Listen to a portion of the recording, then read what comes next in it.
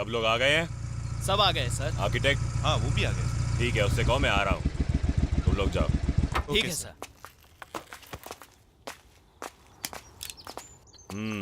आओ आओ। नमस्ते ससुर जी। जेंटलमैन पार्टी के सेक्रेटरी। ससुर जी, आपने यकीन कर लिया। अरे वो तो सब झूठ था। देखना आज शाम की न्यूज में सब कुछ साबित हो जाएगा। मैंने अभी चैनल ऑफिस में बात की। ससुर जी, आप भी ना इन फालतू चैनल्स पर भरोसा मत कीजिए। ये तो नकली खबरें बनाते हैं। कहीं तुम्हारा असली चेहरा तो नहीं सामने आ गया? ससुर जी, मैं आपको सब बताता हूँ। मेरा इतने बड़े घर में रिश्ता होने की खुशी में मेरे दोस्त पार्टी मांग रहे थे और तभी दोस्तों ने कहा सिर्फ कोला पीने में वो मजा नहीं है जो माजा मिलाकर पीने में है, तो हमने उसमें माजा मिला दी। अब पता नहीं दुकान वाले ने माजा की जगह दूसरा क्या मिला दिया था। हम सबके सर घूमने लग गए ससुर जी। देखो, मुझे ये तो पता था कि तुम शराब पीते हो, पर इतने बड़े झूठे हो ये नहीं पता था। देखो, ये सारी जायदाद मेरी बेटी की है और इसमें अब तुम्हें कुछ नहीं मिलेगा।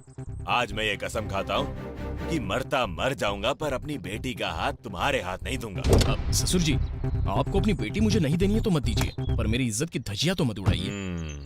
थैंक्स। बटन बंद करो।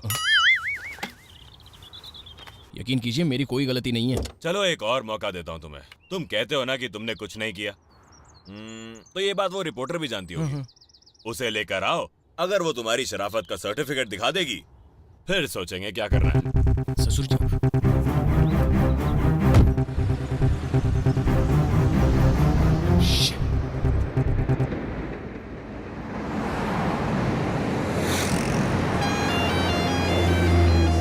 बकवास कर रहा है बे।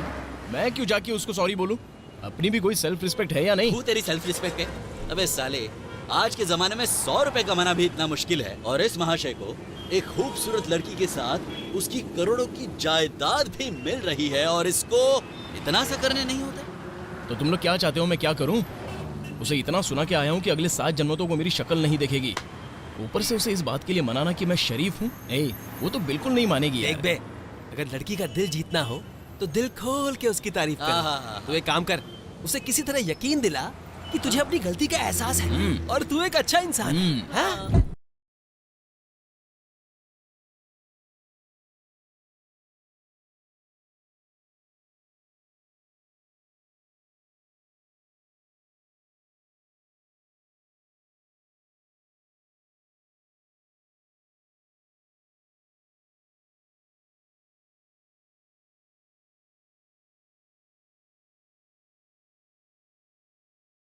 देखो पीछे कौन आ रहा है। अरे छोड़ ना, पर वैसे ही हमारा पीछा कर क्यों रहा है पता नहीं। अरे तुम और यहाँ, सॉरी, ये बैंगन कहाँ से टपक गया? वैसे तुम दोनों यहाँ कैसे? अब इतनी भी ओवर एक्टिंग मत करो, समझे? पिछले 3 दिनों से पालतू कुत्ते की तरह हमारा पीछा क्यों कर रहे हो तुम मुझे कुत्ता कह लो या बिल्ली कह लो, मुझे कोई फर्क नहीं पड़ता। एक्चुअली तुम बहुत अच्छी हो, मुझे नहीं चिल्लाना चाहिए था। अपने उसी पाप को धोने के लिए मैं गंगा जी में डुबकी लगाकर आया हूँ विदाउट सोप एंड शैम्पू। अब तो मुझे माफ कर दो, आई एम सॉरी। अपने सॉरी को अपने पास ही रखो। उस दिन तो बड़ा धमका रहे थे, आज क्यों तारीफ कर रहे क्या हो? कहा? तारीफ? इनकी तारीफ या तुम्हारी तारीफ? हाँ? अच्छा बताओ कौन सी लैंग्वेज में तारीफ जिस करूं? लैंग्वेज में धमकी दे रहे थे उसी में तारीफ करो। तब तो सिर्फ गालियां ही निकलेंगी। ओके। तुम्हारा चेहरा है जैसे खिलता गुलाब, तुम्हारी आंखें जैसे एलईडी टॉर्च, तुम्हारे होंठ जैसे मिक्स्ड फ्रूट जूस, तुम्हारी बॉडी किसी मॉडल के बॉडी से कम नहीं लगती, तुम्हारी टांगे तो मुझे भाग मिल्खा भाग की याद दिलाती हैं। अगर मैं सच कहूँ तो तुम कोई इंसान नहीं बल्कि चुड़ैल लगती हूँ, क्यों है ना? कौन कमबख्ती ये कहता है? अरे तुम तो देवी हो देवी, और तुम तो एक क्या 10 लोगों के घर एक साथ बसा सकती हो। 10 लोगों का? क्यों, कम है क्या? सॉरी, फ्लो में कुछ कम निकल गया होगा। तुम्हें पसंद आया कि नहीं पता नहीं, पर तुम्हारी दोस्त तो बहुत एंजॉय कर रही है। नहीं। तुम ना जिंदगी में कभी किसी लड़की की तारीफ मत करना। अरे मेरी बात तो सुनो नैना, मेरी बात सुनो ना। ए नैना, देखो तुम्हारे लिए आइसक्रीम लाया हूँ। तुम्हें इतनी भी अकल नहीं है कि एक लड़की के लिए क्या लेकर आते हैं? सॉरी, ये मेरी है, तुम्हारे लिए ये है। अगर किसी फिल्म में ये एक्टिंग की होती ना तो तुम्हें डेफिनेटली बेस्ट एक्टर का अवार्ड मिल गया होता। अच्छा, वो कैसे? जिस दिन से मिले हो तब से एक्टिंग ही तो कर रहे हो, इसीलिए। आइसक्रीम लाने में कैसी एक्टिंग? तो फिर तुम इतनी चापलूसी क्यों कर रहे हो? डर गए कि कहीं फिर से न्यूज ना बना दूं? मैं कुछ नहीं करूंगी। जिस दिन से तुमसे मिला हूँ मेरी लाइफ की तो बैंड ही बज गई है। मुझे बस तुमसे कैरेक्टर सर्टिफिकेट चाहिए और कुछ नहीं। क्या कहा? Character certificate? अगर तुम्हें कैरेक्टर सर्टिफिकेट चाहिए तो जाकर अपने स्कूल में, कॉलेज में, कहीं से भी ले लो। उनके सर्टिफिकेट से ज्यादा तुम्हारा सर्टिफिकेट बहुत ज्यादा मायने रखता है। अब तुम्हारे इस फोन को तुम्हारे पैर समझ के माफी मांगता हूँ। तुम्हारी रिपोर्ट की वजह से मेरा लाखों करोड़ों का नुकसान हो गया है। बस एक बार मेरे ससुर जी को कह दो कि मैं निहायत ही शरीफ इंसान हूँ, मेरा काम बन जाएगा। थोड़ा रहम करो ना मुझ पर। अच्छा, इसीलिए तुम 3 दिन से लगातार मेरा पीछा कर रहे हो। हाँ, इसीलिए था। चाहे कुछ भी हो जाए, मैं नहीं कहूंगी कि तुम अच्छे हो। मतलब? आखिर एक लड़की दूसरी लड़की की दुश्मन कैसे हो सकती है? नॉनसेंस। ए नैना नैना नैना, एक मिनट मेरी बात तो सुन लो। अगर तुम चाहते हो कि मैं तुम्हें अच्छा कहूँ तो सच में ये साबित करके दिखाओ, फिर मैं कहूंगी कि तुम अच्छे हो, समझे? छोड़ दो मेरे बच्चे को। मैं इसे मार डालूंगा। बचाओ उसे। हाथ बताना तो मार बचाओ उसे।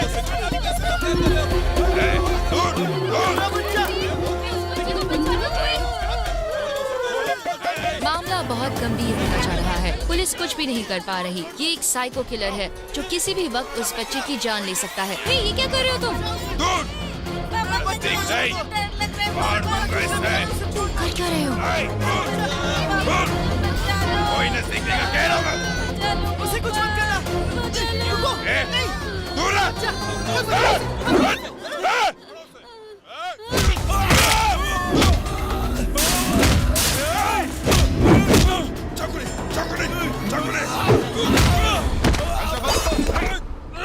मैंने तो सारी उम्मीदें ही छोड़ दी थी। ये फरिश्ता बन के आया और मेरे बच्चे की जान बचा ली। मैं इसका एहसान कभी नहीं भूलूंगा।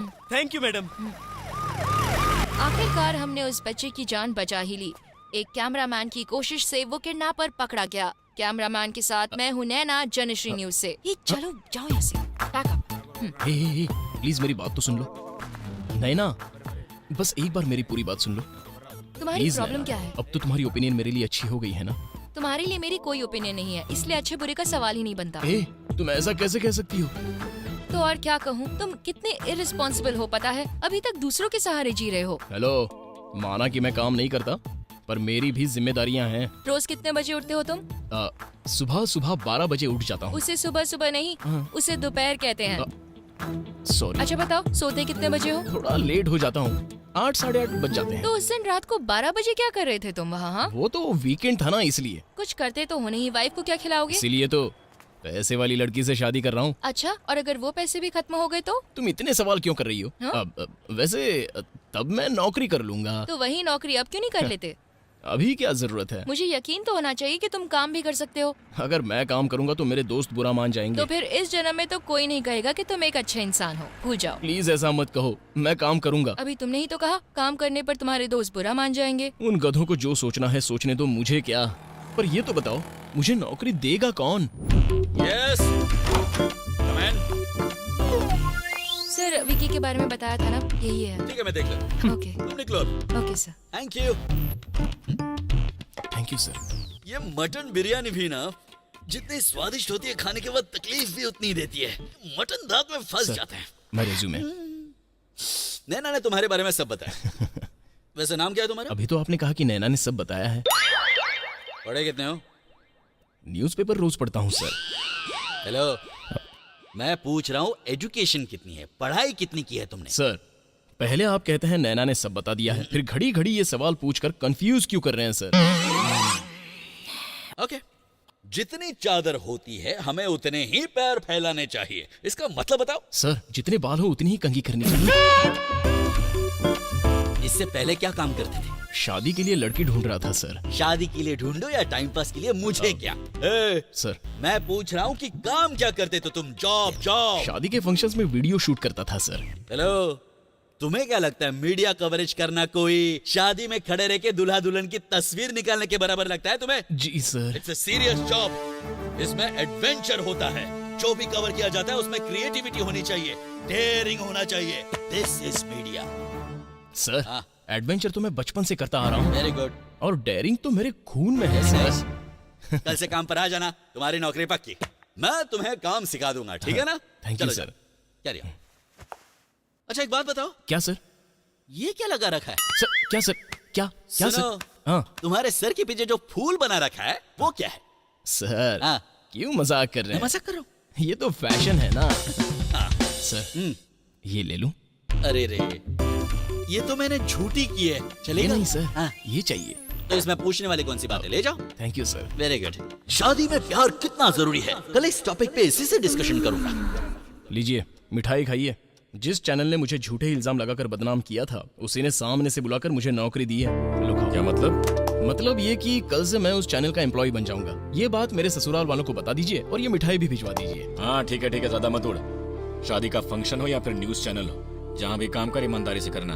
हेलो, आजकल पुलिस और पॉलिटिशियन से ज्यादा मीडिया वालों का रौब चलता है, इतना समझ लीजिए। अरे वाह, आखिर अपने भैया से अच्छी नौकरी मिल ही गई तुम्हें। सुना आपने? भाभी, ये लीजिए, मिठाई खाइए। थैंक्स विकी, लो बेटा।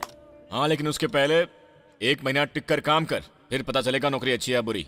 जिन लोगों ने तुझे बदनाम किया वही तुझे काम दे रहे हैं, इसका मतलब समझता क्या होता है? आप ना बस चुप ही रहिए। तुम अपने भैया की बातों पे ध्यान मत दो, बस ऐसे ही आगे बढ़ते रहो। थैंक्स भाभी। नमस्कार।